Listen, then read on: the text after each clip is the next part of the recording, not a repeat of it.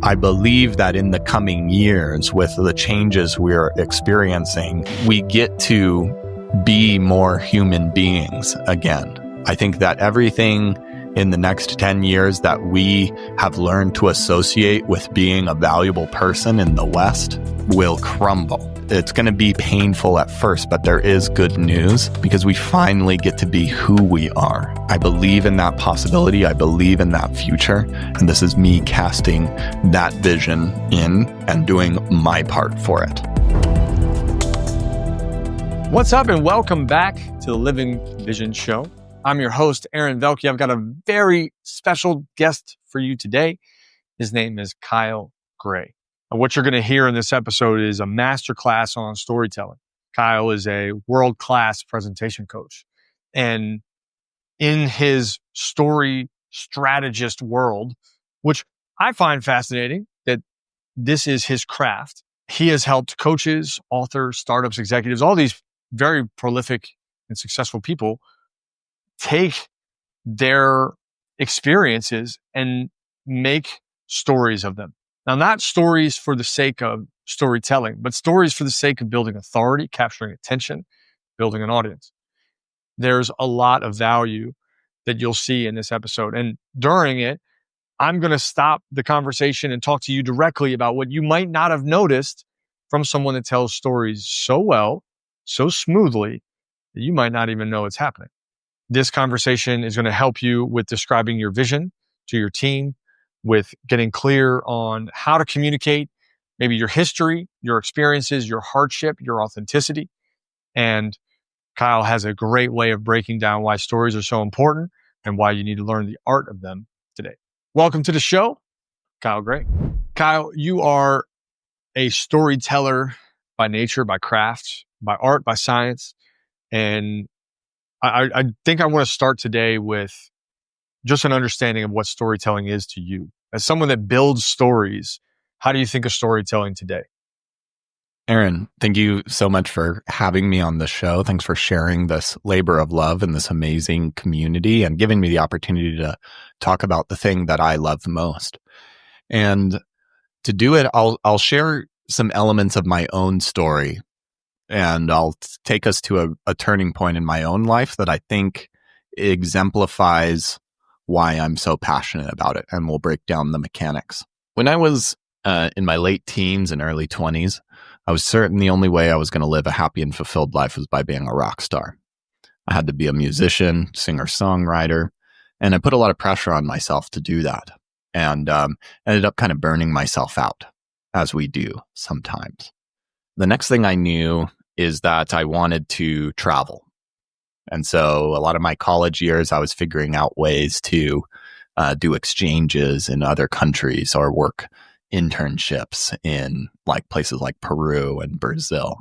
As I was traveling through those countries, I started to hear about people who were building businesses from their laptops and living anywhere in the world. And I didn't think I was much of an entrepreneur or much of a business person. I kind of thought of people with MBAs and like starch blue button-down shirts were the people that could make those calls, not me. But I slowly, over the course of a few years, started building a career in writing.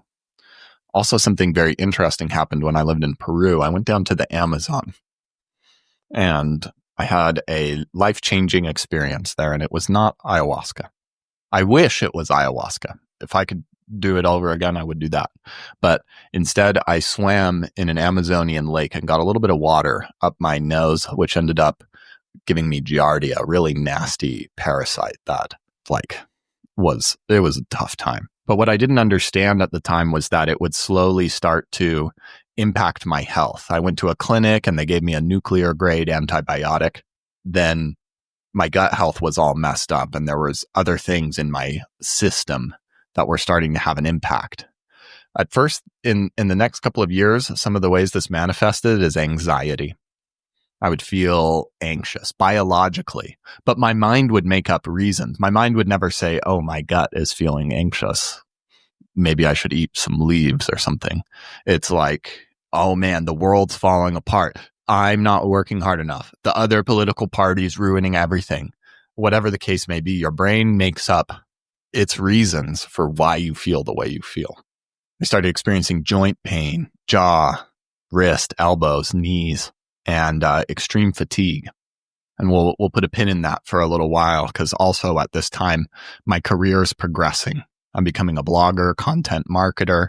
I worked for a startup while living in Thailand, helped them grow to 7 figures, worked for other companies like Chandler Bolt's selfpublishing.com, helping them tell their story and build content strategies. And I'm learning how to write books.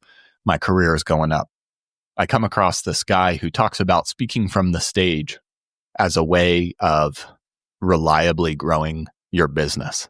And it reminded me of what it was like to be a musician, to create experiences from the stage. And there was something that kind of came alive inside me then. I started doing writing for him and working for him, and his company began to grow.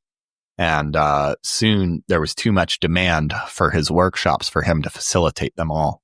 And since I had been doing the writing, I was positioned myself as a great trainer. And so now once a month, I was helping groups of 30 or so people position themselves as great speakers or write great talks. Also running my own agency where I was helping people with webinars and sales pages and copy and all these things. And so a couple of years into this, I found myself in a room filled with health and wellness experts that I didn't quite understand or knew existed at the time. Experts in gut health, Chinese medicine, functional medicine, regenerative medicine, cash-based practices. And I remember sitting next to one woman, and she says, "Hi, my name's Dr. Grace, and I help people overcome chronic autoimmune conditions through better gut health." And at this time, I knew that this had been several years into this adventure. I had a chronic autoimmune condition. I had bad gut health.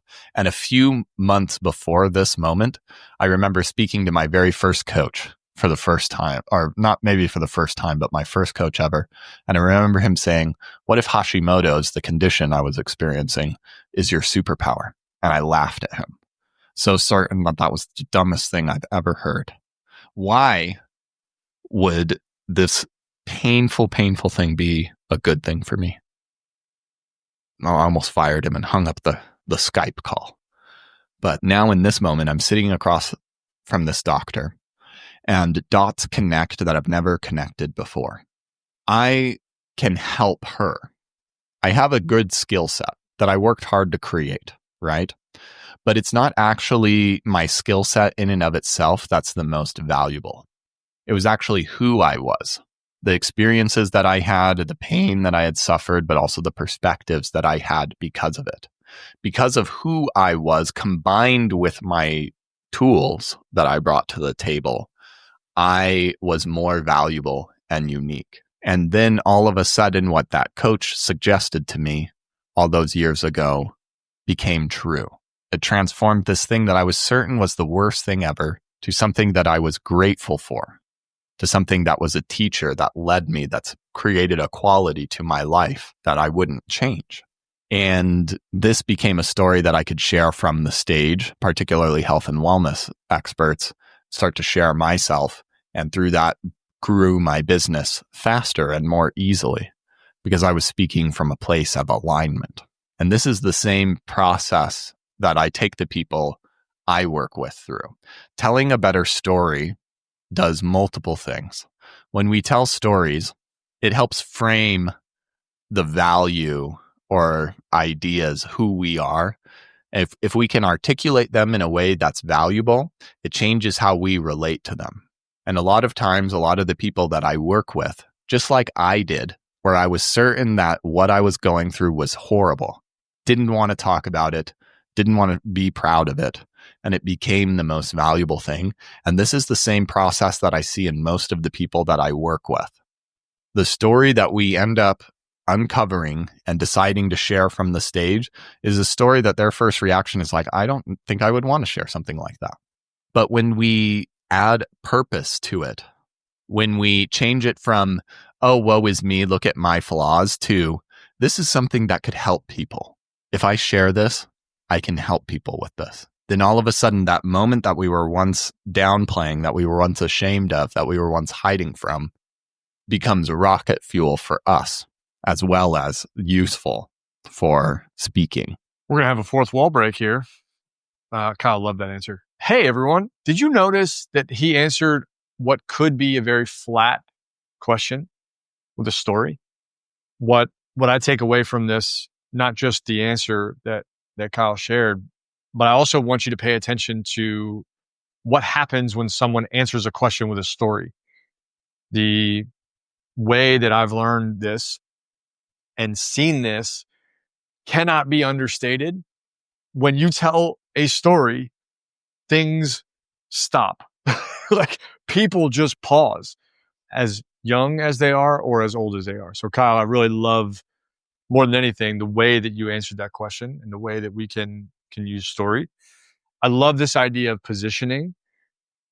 In a way, positioning is largely about the story and taking our tribulations and finding the angle that our story makes sense. And maybe in some ways, there's also a degree of, can you tell your story in a direction that then matches someone traveling, right? So that these two things collide, so that my story meets someone in their pain, or my tribulation, my trials meets somewhere in the middle of their own pain.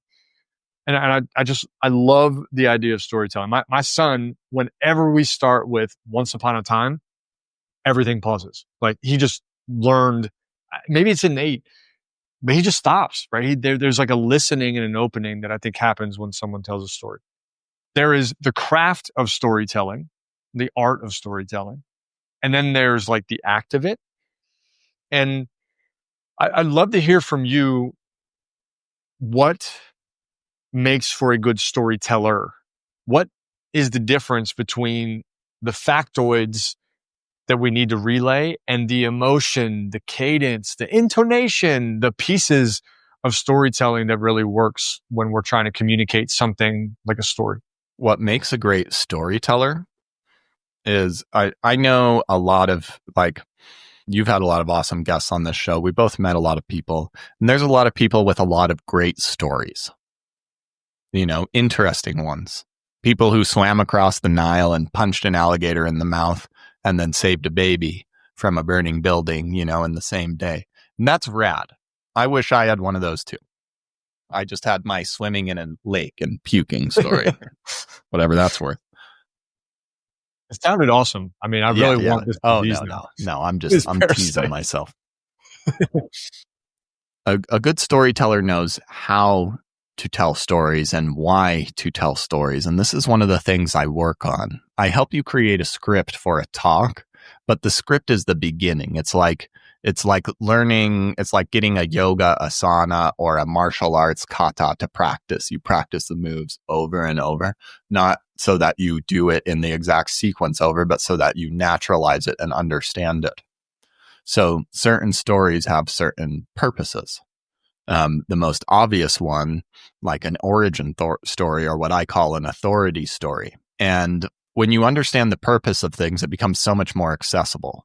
Most people, when thinking of these kind of stories, it's like, I've got to talk about myself to show them that I'm an authority, right?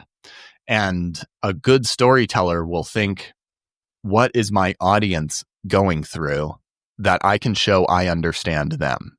And this is the entire trick given away here. Whenever we're a bad storyteller or a bad speaker or not in alignment, we're thinking about ourselves and our shortcomings and this and that. We're a good storyteller when we can listen clearly to the person that's across from us or in the audience, so to speak, where most of us as experts, because we've spent so much time getting good at what we do and we're so excited to talk about it, we're always thinking, what should I say next? We in fact don't even need to decide. There's like 2 or 3 things queued up. I can't wait to tell them about this. I'm going to talk about this thing. I can't wait to talk about this. And all this stuff's going on in our head. And there's somebody in front of us talking, and we're not listening to them because we're so excited about our own stuff in our mind. And we're thinking, how am I going to show them that I am an expert with this awesome stuff? I can't wait to dazzle them. Yeah, my turn. Exactly. But every good story, like, we need to understand who the listener is and what the listener needs. And so a great storyteller will listen to you and be present with you and ask you questions and learn what stories to say based on what you are saying or what you are needing. How can I serve this person instead of what should I say next? Is there a way to get better at the telling of the story? And the reason I ask that is I've heard people tell a story where at the end, the punchline falls flat.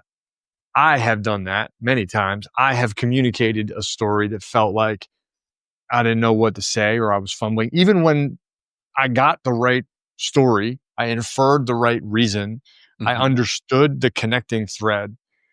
But there is a skill to telling a story in a way that feels captivating, that feels exciting or gravitates the attention. Like how do you do that better? So there's lots of different techniques. There's auditory techniques, there's techniques in your words, there's techniques in your movements, and we'll go over a few of them. I'll tell you one of my favorites, though. I think I remember experiencing this with you. An uncommon question that I ask on my podcasts is like, I ask people about that when they experience the same problems their clients are experiencing. And then I ask them, what room did that happen in? What did it look like in the room? What was on the wall? What did it smell like in there? And there's a specific reason I'm doing this. Different parts of the brain activate when you tell stories in a different way. If you say the man walked down the street and started talking to his friend about how his day went, that's like just facts.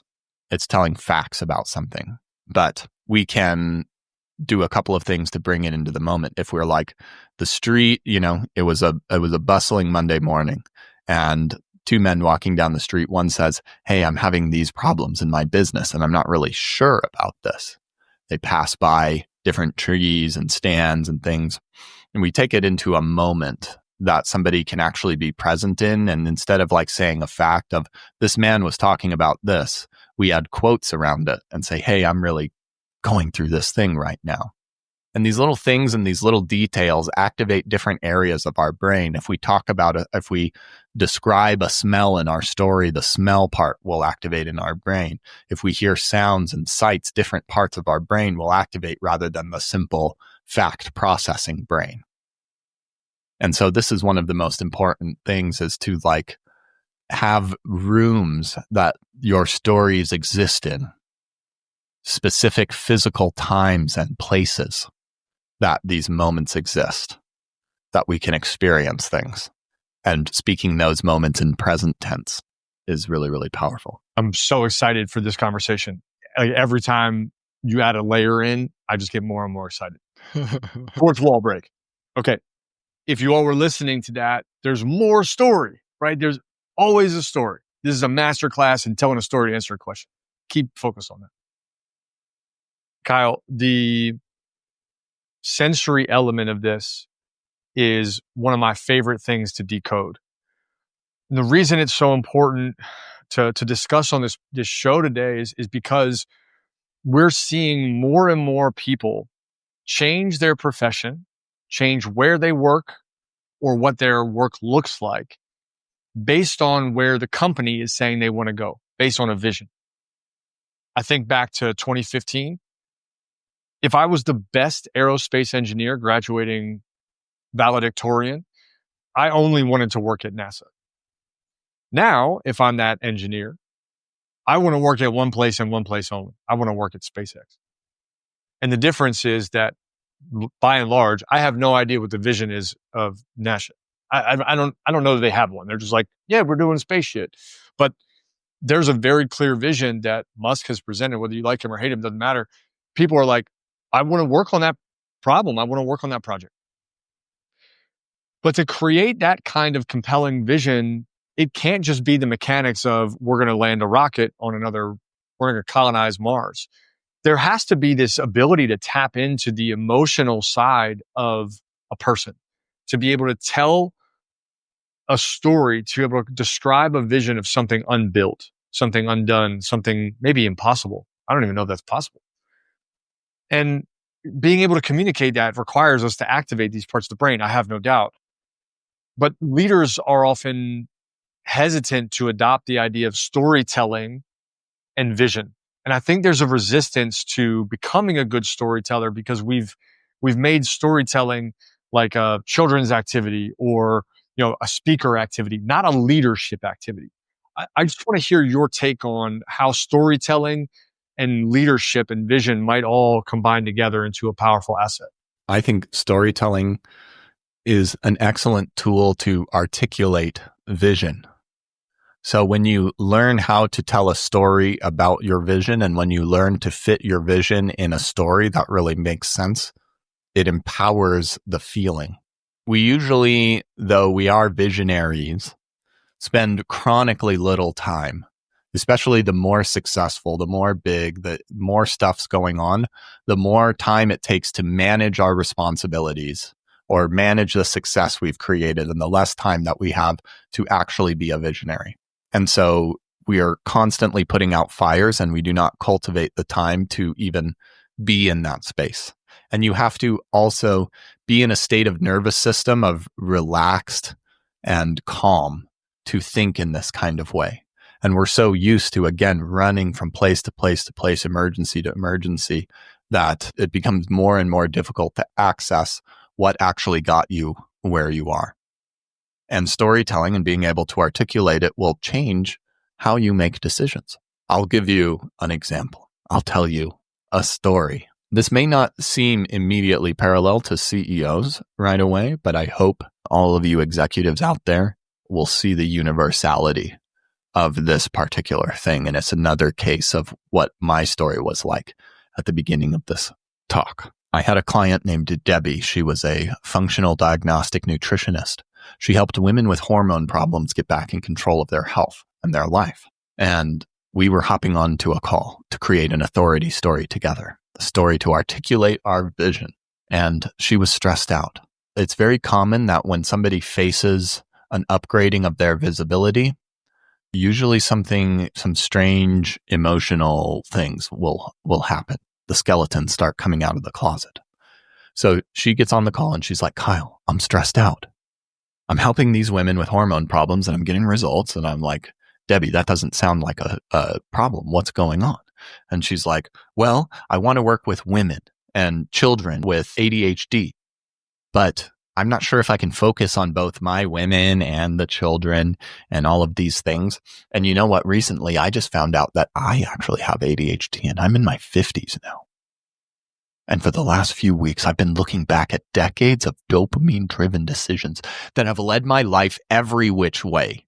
And I just keep thinking to myself, if my parents had only known, they could have done something. This is not the state of mind or nervous system, as I was saying earlier, to craft a good story. We have to be in a different place. Cannot work. So I say, Debbie, do you want to play a game? Yes. I'm surprised people trust me enough with these things, but I've been around long enough that people will do some wild things with me. I say, write down what you just said. If my parents had only known, they could have done something. I want you to write that down. I want you to read it out loud. I want you to take a big breath, read it out loud, take a big breath, read it out loud, and take a big breath. She does it. And I say, how does that feel? It feels bad. Perfect. We're in the right place. We're at the beginning of the game. Hang in there. Don't worry. We're going to change one word. Which word should we change? She chooses, if I had only known, I could have done something. Okay. How does that feel? Still not good, but better. That's good enough for us for right now. Let's try it again. I know now I can do something. And I ask her in this moment, what is one of the biggest reasons that a parent with a child with ADHD might not want to work with somebody like you? The answer is immediately there. They don't want to open up this can of worms with a diagnosis and have to deal with all of these things. It's a lot of work and a lot of headaches, and they'd rather just ignore it. And I ask her, Debbie, what does that lead to? It leads to decades of dopamine-driven decisions that have led your life every which way. And in an instant, she realizes, I know now, and that's why my story is so important.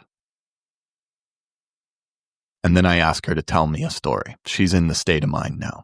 She tells me about her grandson running around a room one day, and her son, the boy's father, shouting at him, trying to calm him down. They both end up frustrated, exasperated, exhausted. And she looks across the room and sees that boy. And she knows exactly what's going on. She wonders if she's going to ever get the treatment that he really needs, as she starts to look back at decades of dopamine-driven decisions that have led her life every which way, from people who didn't know how to take care of or help her. And she thinks to herself, if my parents had only known, they could have done something. The same statement, the disempowered bull that she entered the call with, became the most important line in the talk. She was able to clarify and articulate her vision. Before we got on any stages or did anything, she was a different person now. There wasn't anything factually that happened. All of the facts were still there, but we articulated them differently. And now going forward, something different is going to happen. And this is the same process that you were hinting at and asking for. This is why it is necessary for a CEO, because now if Debbie can articulate that vision, if she had a team, that's something that she can share now, that she's proud of, that we want to get behind. I don't want Debbie to succeed. Of course I do. I want to help these children who need it. And so we all get on board and we get aligned with it. Another fourth wall break. See how effective storytelling is. I don't know where you are, where you're listening to this, how you're seeing it. Maybe you're on YouTube with us here, but you can probably reference where your attention has been the last 3.5 or 4 minutes while Kyle shared that story. I'm willing to bet that most of your senses focused on him and that story. So more masterclass. Love, Kyle, love. I find the challenge of this to be surmountable, though it feels insurmountable when it is first put upon you. I had a big speech on Tuesday in Philadelphia, and I was in Vancouver walking around, really struggling to open this speech. I had the skeleton, I had the framework, I had the intention, but I was really struggling to figure out where to start. And then something happened. And for the sake of this conversation, I'll let it be. But something happened that was really uncomfortable. I would want no one to know about. I would love to sweep it under the rug. I don't want to talk about it. I don't want anyone to know that it even happened. And that had to become the opening. And there was this moment of maybe distilling and understanding that if I run from telling this story, I run from the point of the whole speech. Like, it's the uncomfortable truth that I really love in the depiction of her story and what you're after when you go hunting for these things. Sharing was also the most uncomfortable thing I've done. And there is a fear that I think is prevalent in leaders in showcasing their humanity, in showcasing who they are, and showcasing the cracks underneath of the veneer and all of the things that exist beneath the mask that I think are why stories are necessary. Because if you simply describe the thing, the vision, the direction without the story to it, I think you really miss the emotional connection that people have. Right? If I was like, championship, we're going for it. Yeah, that's great. But depicting the story is really where the connection comes in. And I'd love to hear your take on what you think this idea of storytelling through the lens of humanity and flaws and hardship and difficult moments that you might want to scrub and hide off the record, and how that actually makes for a more connected vision and a more connected story. To get to where you or I or anyone listening or the people that you described, to get to where we are in our lives right now, we have become high achievers. Isn't that nice? I love it. We kick ass. But, to get to where we were and to be the people that we are, something had to happen in our childhood or somewhere around there. Some wires got crossed to make us high achievers. And we learned from a very young age that what I do, what I know, how I perform is important, not who I am. This is very useful for us entrepreneurs early on. It helps us get through those first couple years of really grinding things out, of doing it hard, of proving them wrong. And it's a fuel source for us.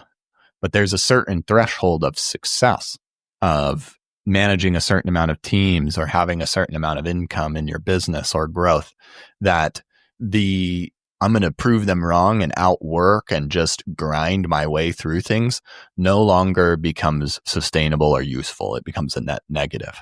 But we, as high achievers, are addicted to being high achievers. And so this implies to us a deficiency of self. And so what this means, like, this puts a lens on how we approach our talks and our ideas. We want to try to prove ourselves to them. It sets certain filters on our mind of like, what's cool for me? I'm trying to like, man, there's a lot of doctors in this. I hear this one a lot. Like when somebody who I work with who's maybe not a doctor is speaking in front of a bunch of doctors and health professionals, they're like, I need to put a bunch of slides and studies and stuff to show them that I'm a sciencey person, right? This happens so much.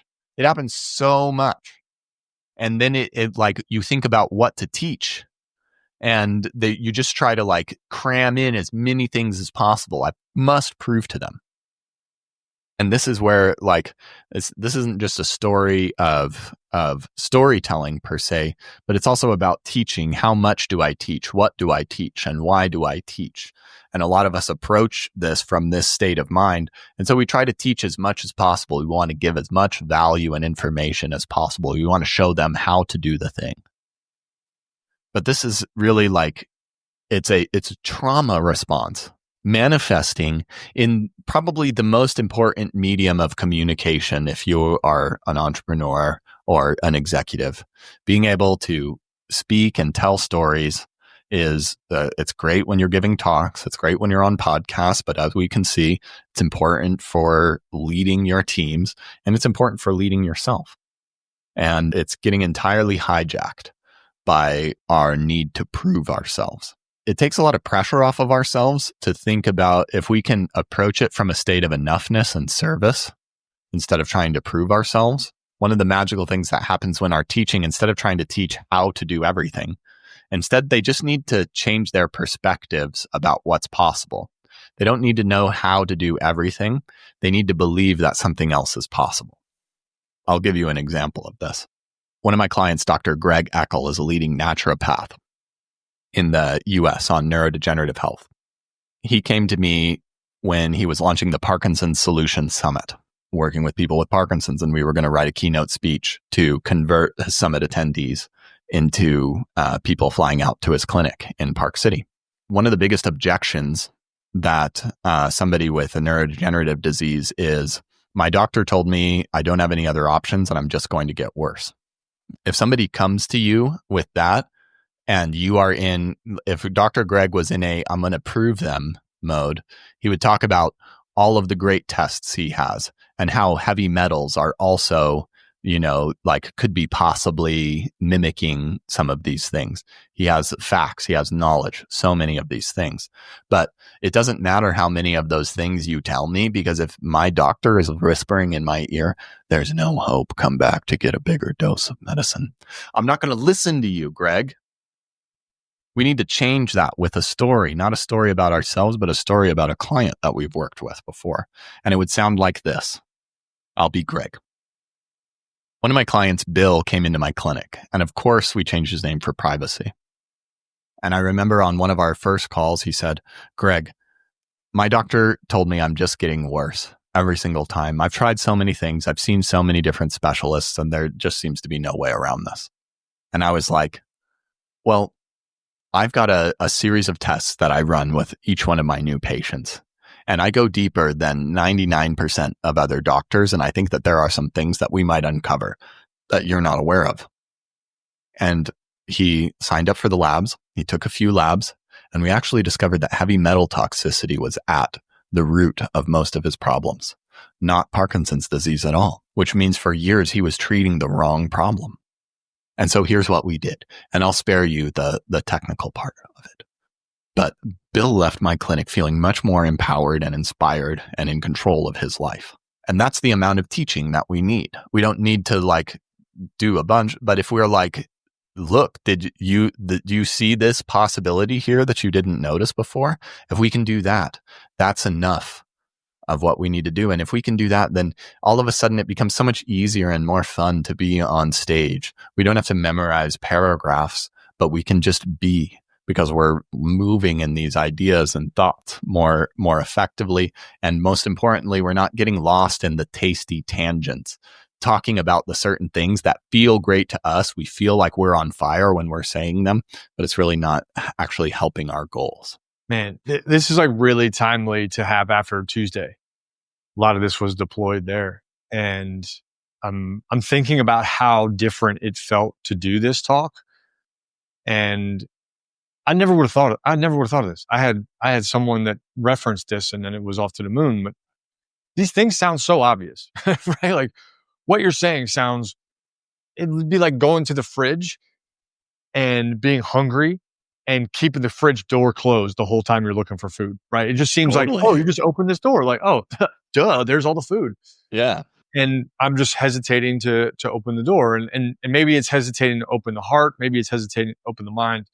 But there is a corollary that I have just experienced around this that I can certainly point to. Again, masterclass, fourth wall break. Another story from Kyle. So every question I've asked, he's answering with a story. This is interesting. Pay attention. Kyle, I feel like getting on stage, there's a natural energy for someone that's high achieving to be like, okay, if I'm going to get on stage, I want to do it really fucking well. I want to go after it. And I want to do it great. So I'm going to find help. But not everyone wants to or feels the inclination to get on stage and share their story. That doesn't mean that this storytelling skill or approach or mindset is not valuable. And the more I hear you share and the way that I hear you share, and I'm sure people listening feel this way, there's an invitation that this creates, right? An attraction. A very different polarity than like aggressive marketing and ads and pay-per-click. It's a softer, more human way to invite someone to carry on the conversation, to talk to you, to approach you. And I think storytelling, as I see it, especially having a 3-year-old, is a great way to share and proliferate an idea. We can call that a vision in this case, right? It's a phenomenal way to encase an idea that doesn't have this like arrowhead being shot at you feeling, right? It's much more welcoming. So let's say that someone has no business. They have maybe they're a partner in a business or what have you, but it's not like they're the center stage person all the time. How do stories help them? What are some practical things, maybe reasons or words of encouragement you would have for the person that might never be on stage, might not be selling a vision, but still in their day-to-day can benefit from the idea of high levels of communication around an idea or the advent of masks and fears coming off so they can really open up to somebody? Well, I guess I would start that out with, isn't it frustrating that everybody's so dumb? Nobody seems to get it. And we have to like work really hard to get things by in our lives. And being able to tell a story, like applying the idea of an authority story, is basically, and you've pointed this out even better than I've articulated before, of like saying, this is why I'm doing what I'm doing. Or this is how, this is why I'm doing this. And this is important. Like, you need to be able to articulate that idea and that vision in your relationships. You need to be able to articulate that with your kids. You need to be able to articulate that with your friends. being able to get your ideas across, and more importantly, like articulate your ideas to you. If you don't spend time thinking like this, you won't have these thoughts. It sounds so obvious, but most of us are not actually spending time with our vision or our stories. And I'm a great offender of this too. I have a hard time seeing the value in my stories a lot of the time. And so in the little daily mundane moments of my life, but they're there. And me giving myself this and you giving yourself this, even if you're never going to like speak from the stage or do a TED talk, is still, it's like the most fundamental human technology, and it will be the last human technology. Right now, being able to share who you are and your experiences, that's going to be the only thing that can't be replicated or taken away from us in the coming years with the technological changes we're experiencing. You know, your experiences, your flaws and your adventures and your failures are all valuable and can serve other people if you would give them and yourself the grace long enough to get over your own shortcomings and think about how you can serve with this. Whether it's just being able to serve your partner easier in a communication or navigating a big idea, or communicating to your school about what you want. This can be applied in every place and in everywhere. It's how you relate to yourself. It's how you relate to others. And it has endless applications. I would second that. Yeah, I really like that approach. I want to go one more angle here before we kind of taper things down. So there's this external story that I really like our discussion of, this depiction of vision and, you know, the way that we're communicating to loved ones. I really like this idea of taking an idea and packaging it. Mm-hmm. Some might call that positioning, but for everything, there's a frame, right? And you're a great example of framing. For anyone listening, the way I think of framing is, what are you entering this conversation with?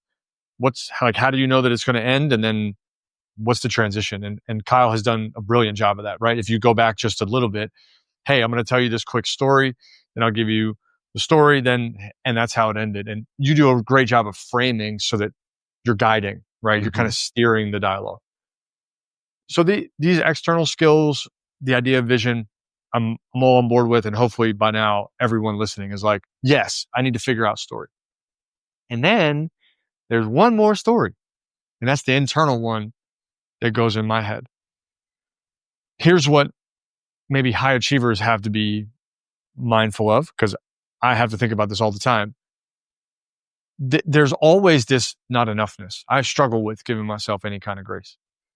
When I went in to give this speech in Philly, while I was warming up and stretching and allowing myself to get big and walking towards the stage, I had to remind myself that the intention I had set the night before was that all I wanted to do was impact one person. That's it. Because it's really easy to go on stage and have all these metrics of like, it's going to generate this, and all these things are going to come from this moment. And I just wanted to get to like, I hope one person today can walk a little more tall as they exit. But then my squirrel brain goes nuts afterwards. And there's these stories in my head that are so easy to concoct, that never see the light of day, but that are in constant need of rewrite. I've done a lot of work to try to become more aware of them and to work on changing them. But they are there and they are rampant. And I imagine most people that are high achieving are this way, where walking off stage, there were 100 people in the room. If 40 of them came over and were like, dude, great job, high five, give me a hug, man, I'm so proud of you, this was amazing, bro. If 40 of them came and said that, I would probably count the 60 that didn't. Mm-hmm. If 16 human beings came over like, yeah, here's like $6 million each, I probably would have counted the people that didn't walk up to me, right? I'm sharing all this because I want to hear your perspective on how we rewrite our internal story, how we pay more attention to that, and we learn to be more graceful, maybe more aware, maybe more introspective, so that the internal monologue or dialogue or however many logs that we've got going on in our head can also be navigated with the same kind of discernment that you're representing here. Well, this is one of the most difficult things that I think a human can do, at least very common. I experienced this firsthand. I have had a few lessons recently in like my own relationships of how that influence on my life, which manifests as just kind of like approaching my day from a sense of urgency instead of inspiration. But, every day where you ask yourself, what do I need to do to make money versus how can I make the world better, or what's inspiring, or what's aligned with me? And I know we don't always get to do the easy, fun things in our work. But if we're always doing like, how do I do what's necessary to make the money? Like, it's had profound consequences on my life, on my health, on my romantic relationships. And I wasn't aware of it. You're like a little bit aware that it's there, but you have no idea how it's happening. And I've been working on just like, it's a matter, great storytellers listen to other people, and you should also be able to listen to yourself and apply the curiosity and the intrigue and hear these things. By spending time crafting an authority story, you're spending time like sitting and relating to yourself instead of doing the TPS reports or trying to advance things. The practice of working in stories is like spending time in this and valuing yourself and working this muscle. And when we can start to understand that who I am is just as important, if not more, than what I do, then hopefully we can give ourselves a little bit more grace every day. We don't have to hold ourselves to this, honestly, like trauma response lie of a voice that we've all learned from a very young age that's just been chewing away at us for a long time. But being willing to spend that time respecting ourselves, being curious, listening to our own stories, hearing them, sharing them is the way, like, we've got to infuse meaning into our own lives. Nobody can do it for us. Just like if we think back to Debbie, there was meaning infused into that. And if we can't do that for ourselves, nobody's going to do it for us. No, there's no coach that can they can help you there, but they're not going to do that for you. And so it's a practice, but it's hard, and I'm not good at it. Even me being where I am, and I help a lot of people with this stuff, but taking the time to listen to me and journal and think about like what would make a fun day for me, instead of like what needs to happen to succeed. Like I'm in this with all of you together. And I also hope that I believe that in the coming years, with the changes we're experiencing, we get to be more human beings again. I think that everything in the next 10 years that we have learned to associate with being a valuable person in the West will crumble. And it's going to be painful at first, but there is good news because we finally get to be who we are. I believe in that possibility. I believe in that future. And this is me casting that vision in and doing my part for it.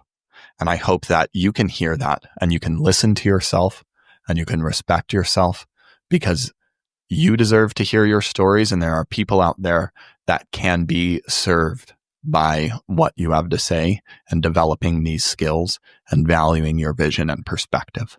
And so I want to thank everybody for, joining us on this journey for this, because it's strange that the work that I have done in where I signed up on this adventure to help people make more money writing speeches becomes kind of this secret ninja medicine to living a better and more aligned life.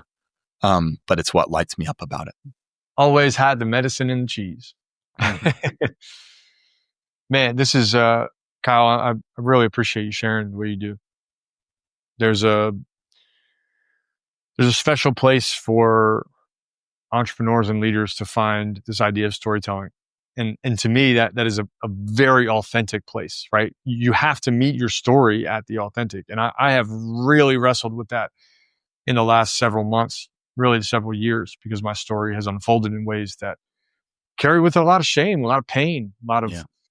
a lot of doubt and fear. And so I appreciate the way that you articulate this, because it is a very human facing, heart open dialogue. And I think much of storytelling can be weaponized to be the opposite, right? It can completely be fabricated.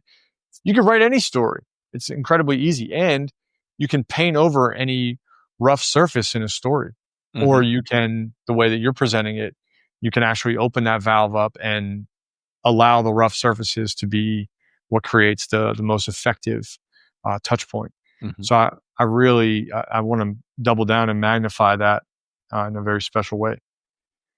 If you're a CEO, if you're an executive, if you're a leader, if you're someone that has a story to tell, I would really encourage you to reach out to Kyle and see what he's got going on. I'm gonna let him share a little bit about that in a moment. But I would also encourage you to consider that it is very important to be able to tell a story of your vision to your family, to your friends, to your business team, and to the people that you spend the most time with. And what that might sound like is you need to tell a story. What I'm advocating for is that the story and your vision are the same thing, and that what you're really doing is you're allowing someone to see and feel, to let their brain light up, to Kyle's point earlier about the different senses, to let their brain light up when they think about where you as a collective are going. If that's a significant other or partner, that's really important. Hey, here's the vision I have in the future. And Kyle made so many references today to things that might help you do that. So, Kyle, where can people learn more about what you've got going on? Where can they find you? How can they learn about you? The first place you can go is thestoryengine.co. That's my website, and I highly recommend checking out the Story Engine podcast, where every single week I am publishing interviews with thought leaders and helping them create authority stories like the ones we've talked about live on the show. And you got to check out Aaron's episode. I believe it's definitely out by the time this episode will be released. And you can find me on Instagram at Hey Kyle Gray, or LinkedIn, Kyle Gray. And but yeah, and if any of you like executives, leaders out there, my podcast is a perfect fit for you. So I'm always looking for more guests. So please come check it out. And if you want your story told on the show, I would love to meet you. And Aaron, thank you for sharing your space with me. I know very well that creating a podcast is a true labor of love. And thank you for your generosity with your ideas and your audience and your reflections with me today. This is awesome to have you. I love the idea of talking stories and communication and emotions. And this has been great. And I think there's some clear action steps that people can take aside from just following up with you that hopefully make their stories better and make the connective tissue that they leverage more about authenticity than it is show and tell. Mm-hmm. So, dude, thank you so much for this. If you love this episode, definitely reach out to Kyle, follow him online. Highly, highly recommend you do that. And then if you want to learn more about what he's doing at the Story Engine, I would recommend you go to his website, go to his Instagram, send him a message, tell him you found him on the Living Vision show or through me, and he will certainly take care of you. If you like this episode, give us a review, leave us a subscribe, smash on YouTube, get on Apple Podcasts and give us 5 stars there, or Spotify. And more importantly than all of that, I hope you do something different because of this show. If you can take action and change, or try telling your kid a bedtime story and take that beyond just the rocking chair, I'll be a happy kid. Thanks for being here. See you on the next one.